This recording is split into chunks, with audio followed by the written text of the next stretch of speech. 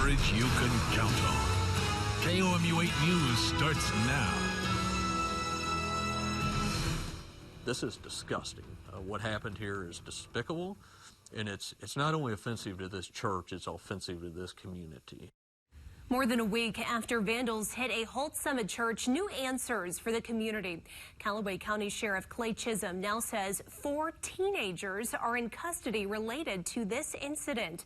Good afternoon, everyone. I'm Emily Spain. Thanks for joining us today. It's a story that's drawn a lot of attention here in mid-Missouri. KOMU 8's Ashley Wright heard from the Callaway County Sheriff today about these new developments. She joins us now in the newsroom. Ashley? Sheriff Clay Chisholm didn't provide any details about what may have led to the vandalism, but with the help of the FBI and the community, the Sheriff's Department was able to track down 4 young teens accused of tearing the historic church apart. 4 teenagers ranging in age from 14 to 16 are now in custody. The Callaway County Sheriff says the arrests were made yesterday thanks to tips from community members. A significant amount of resources was devoted yesterday to following leads. As a result of that, we have made 4 arrests regarding this situation. Church members say last week's vandalism is not the first time damage has been done to the church. One church leader says despite a history of vandalism, the recent damage was the most destructive. Vandalism has always occurred. This has always been the case, but it has not ever escalated to this level of violence. Although arrests were made, Sheriff Chisholm says the investigation is ongoing. Just because arrests have been made, this investigation is not over. There is still work to be done. We want to make sure that no one else is involved in the slightest bit, whether there was anyone else involved in the planning, transportation, anything. We want to make sure that everybody that had involvement in this bad act is held accountable. Sheriff Chisholm said right now they have ruled this out as a hate crime. He also says the juveniles are all from the Holt Summit or Jefferson City area. In the newsroom, Ashley Wright, KOMU 8 News. It has been a cloudy, drizzly day across central Missouri, some passing showers as well. That cloud cover continues with us this evening. A few spot showers just near the I-44 corridor, but overall, things are starting to calm down a little bit. We have that high in the lower to middle 40s, pretty close to average for this time of the year. And over the next several hours, that temperature is going to be dropping, and that rain chance, well, it's pretty much done. You can see those chances returning to 0% as we go through the rest of the night. What's not going away, at least not quickly, is the cloud cover. Here's our hour-by-hour cloud forecast. You can see cloudy skies through the next several hours will become partly cloudy overnight, and we'll start to see some clearing as we head into tomorrow morning. We'll talk about the weekend ahead and how much sunshine we'll get coming up in just a few minutes. Okay, thanks, Matt. Governor Parson announced today Missouri intends to have all 300,000 healthcare workers vaccinated by the end of January. 64,000 doses of the Pfizer vaccine and 105,000 doses of the Moderna vaccine are scheduled to reach Missouri by December 21st. Nursing home residents and staff will be first in line, followed by the rest of the state's healthcare workers. The first round will be distributed at 21 sites around the state. In October, we submitted our vaccine plan to the CDC. We are proud that our plan was used as a model for other states across the nation and are confident that Missouri is fully prepared to take action as soon as a vaccine arrives. The state's timeline is for all Missourians to have access to the vaccine by April. Today, Boone County is recording a record number of new COVID cases. The county reporting 226 new cases in just the last 24 hours, bringing the total number of active cases just below 880. Boone County is also reporting 1 new death, bringing the county to a total number of 30 deaths. This is the 4th death in 4 days. Statewide, there were just under 4,000 new cases. Officials are also reporting 59 new deaths. The state's positivity rate is currently sitting at 20.4%. Remember, the WHO recommends that number be below 5% for a 2-week period. Nationally, the country hit another milestone in the COVID-19 fight, now topping 14 million cases nationally since the pandemic began. It comes after several other grim records, including the highest number of daily deaths, new infections, and hospitalizations since the start of the pandemic. Yesterday, the country recorded nearly 2,800 deaths. Dr. Anthony Fauci says with the increases, people should not travel this holiday season, saying the end is in sight. Help is on the way. We're going to be giving vaccines towards the middle and end of December, and then more in January and more in February. So if we could just hang on and do those fundamental public health measures to try and blunt some of these surges, ultimately, we can get out of this. Fauci's statements come as states are preparing for the first round of vaccines. The FDA could approve Pfizer's vaccine as soon as next week. Speaking of a vaccine, Moderna says it will start testing its coronavirus vaccine on children. Moderna says it will start enrolling as many as 3,000 children between the ages of 12 and 17 in its vaccine trial. The company will have test sites in 6 states. Pfizer started its testing on teenagers earlier this fall. As the pandemic grows, the Senate is still at a standstill over passing a relief package. Democrats and Republicans are still criticizing each other for putting more provisions on the bill. Senate Majority Leader Mitch McConnell says he believes compromise is within reach, but Senate Minority Leader Chuck Schumer is pushing back, saying McConnell isn't willing to compromise. Compromise is within reach. We know where we agree. We can do this. Let me say it again. We can do this.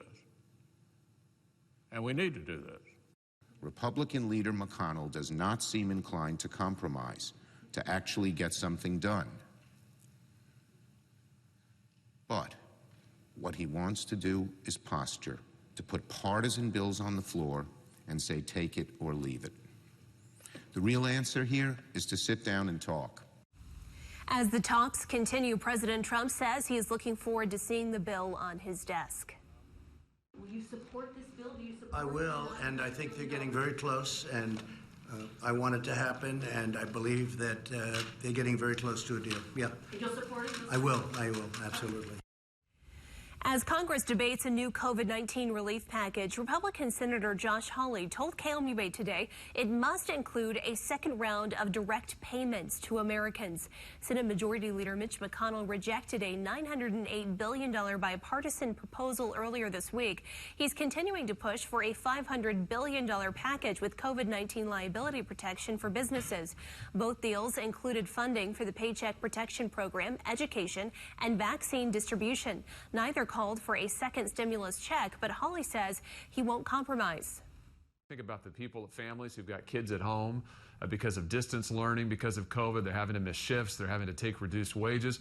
Those folks need some assistance, and it's not an answer to tell them, oh, go get in the unemployment line. If it does not include direct assistance to Americans, I'm not going to vote for it.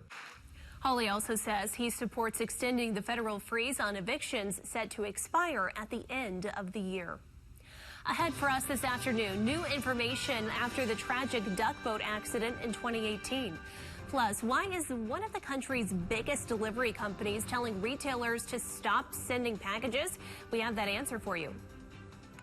And temperatures didn't really move a whole lot today. 36 for the start, 44 for the finish. A seasonal finish. Will be warmer tomorrow with the sunshine back with us. That and the weekend ahead coming up. And you're taking a live look over Columbia Regional Airport. You're watching KOMU8 News, First and 5 coverage you can count on. Here's what's happening right now. Columbia Fire Department is reporting it is on the scene of a car fire in downtown Columbia. Take a look here. The fire department says it's on Broadway near the Missouri Credit Union near Providence Road. No word on if there were any injuries or the extent of the damage as of now. We do have a KOMU8 reporter on the way to the scene, and we'll bring you the latest both here on air and online at KOMU.com. We have an update for you in the story of the duck boat tragedy that killed 17 people near Branson in 2018. A federal judge dismissed neglect and misconduct charges against the boat's captain, as well as the company's general manager and the manager on duty on the day of the incident. The judge upheld another judge's recommendation from September, saying federal courts don't have jurisdiction over the case. With the charges dismissed, the employees are no longer facing federal criminal charges. A Wisconsin judge ruled today that 17-year-old Kyle Rittenhouse's trial can proceed in a case that captured national attention. Rittenhouse is out on bond and attended the hearing on Zoom. He's charged with homicide and attempted homicide in the shooting deaths of 2 demonstrators in Kenosha, Wisconsin. At times, the hearing grew heated as the 2 sides presented evidence. His arraignment is set for January 5th. Cloud cover with us right now. That's going to slowly start to push out overnight. We could even see some patchy fog in the morning. We'll track the weekend ahead after the break. Well, you may soon notice a new marker at Flat Branch Park highlighting the African American Heritage Trail. The Sharp End Heritage community unveiled the marker in an online ceremony today. The latest marker completes the project after 5 years of community efforts. The 2-mile trail runs through several blocks of central Columbia with 22 historical markers along the way. The president of the Blind Boone Heritage Foundation says the trail is an opportunity to learn about our past. The African American Heritage Trail celebrates and acknowledges the persistence and determination and creativity and sacrifice of the African American community. Chairman of the Sharp End Heritage Committee, James Witt, says there will be a continued effort to share the stories of the Black community in Columbia. Matt. Cloudy skies have been with us all day. Temperatures didn't move a whole lot either. We started in the middle to upper 30s and we ended in the middle 40s. Your morning commute was just fine for most of mid-Missouri, which is exactly what we were expecting. And now we're still seeing the cloud cover, a little bit of drizzle, a few sprinkles out there, but the bulk of the rain is moving out and we're going to be done with that through the rest of the evening and overnight hours. Let's go ahead and take a look at the evening ahead on Precipcast. Here's 9:30 tonight, and you can see temperatures in the upper 30s to lower 40s, and this cloud cover is still going to be with us. That slowly starts to fade away overnight, and by 5 a.m. tomorrow, I'm going to be right here on KOMU 8 News Today tracking the potential for some patchy fog across the region and some clouds still lingering. We're going to have moisture at the surface and very calm winds, and that is a recipe for the potential of some at least patchy fog for us. Then as we go through the day, well, the sunshine's going to be back with us. In fact, by noon, we're already in the middle to upper 40s, and I think we're going to top out near 50 tomorrow. So a very nice, pleasant day. 5 degrees above average for this time of the year with mostly sunny skies. 50 degrees as we head into the weekend. Those upper 40s continue on Saturday. Still a lot of sunshine with us, but there's going to be a cold front that moves through the region, and that knocks back our temperature for Sunday back down to the middle 40s. Here's where that cold front's going to be positioned tomorrow morning, 7 a.m. off to our northeast. It slowly slides to the south as we go through the day. Here's 7 a.m. It's off to our northeast. It slides through during the late part of our Saturday, and by Sunday evening, some cloud cover. This particular model now trying to resolve a spot shower. I think we're going to stay too dry to see that, but it's something I'm going to be watching. Then as we look at our temperature potential for next week, we have a bit of a split here. I think it's going to be a very warm week. In fact, we're looking at some days where we may even see temperatures in the middle 50s by the middle of the week. But we're also going to be watching a chance of rain, particularly for the end of this. This is the outlook for precipitation between December 9th and the 13th. I think towards the end of that, we'll see the potential for some rainfall to move our way as another system kind of pushes in. That timing looks to be next weekend. We're going to be watching that. At this point, nothing to worry about there. 30 is our low for tonight, 50 tomorrow, increasing sunshine.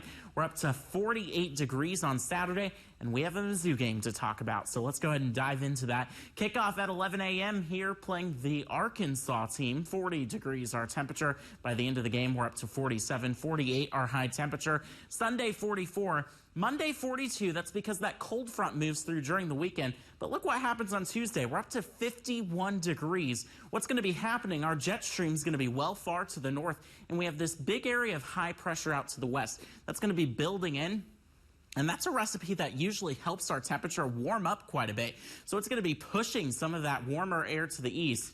This low down across the south, that's a cutoff low. That just means it's far away from the jet stream. It's not going to be impacting our forecast. By Wednesday, we're still warming up. Thursday is the first night of Hanukkah, and those evening festivities, you're going to see temperatures in the 40s with partly cloudy skies. That cloud cover starting to build ahead of that system that will start to move in by Friday into next weekend. Okay, thanks, Matt. Coming up, UPS is telling some companies to stop sending packages. Why the company says it's having a hard time delivering. And here's the famous Shelter Insurance Christmas tree. That big tree lighting is set for 5:30 tonight. We'll be right back.